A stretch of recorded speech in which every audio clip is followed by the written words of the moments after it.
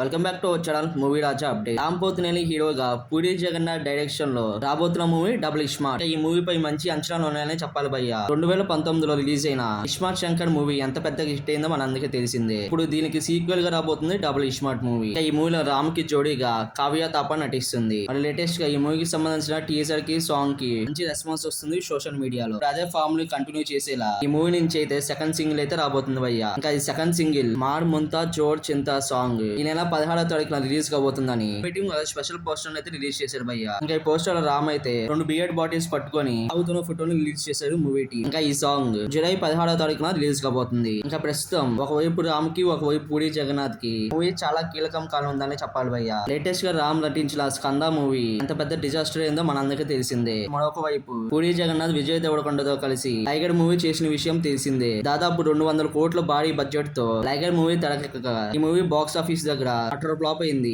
దీంతో డబుల్ ఇస్మార్ట్ మూవీతో గట్టి కంబ్యాక్ ఇవ్వాలని పూరి జగన్నాథ్ రామ్ పోతినేని మరి చూడాలి double iSmart movie box office దగ్గర హిట్ అయితే ఫ్లాప్ అయిందో. ఈ వీడియో మీకు నచ్చినట్టు ప్లీజ్ లైక్ చేయండి, షేర్ చేయండి. మూవీ రాజా అప్డేట్స్ ఛానల్ ని సబ్స్క్రైబ్ చేయడం మర్చిపోకండి. Thank you for watching.